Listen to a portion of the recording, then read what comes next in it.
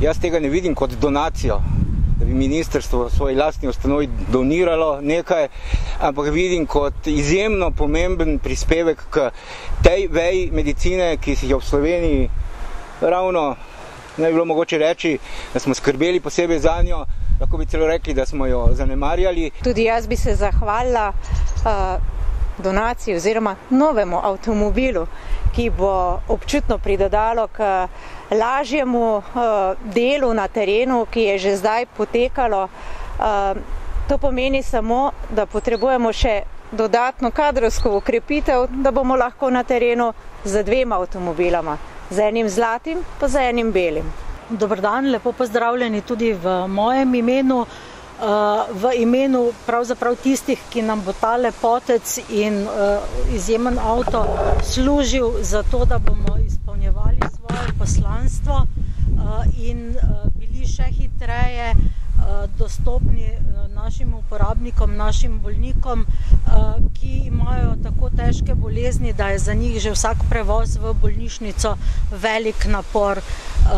Na tak način bomo dejansko lahko dostopni za še večje število bolnikov, kot si že sedaj prizadevamo. Ta avto ni tako velika investicija po obsegu, je pa zelo pomembna za to.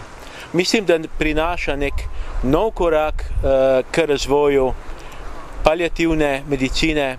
nov korak k temu, da se ta paliativna medicina izvaja tudi v skupnosti, na domovih pacientov in to je prvi tak avtomobil, ki ga v okviru tega projekta danes izročamo in mislimo, da je to pot, ki mora iti naprej.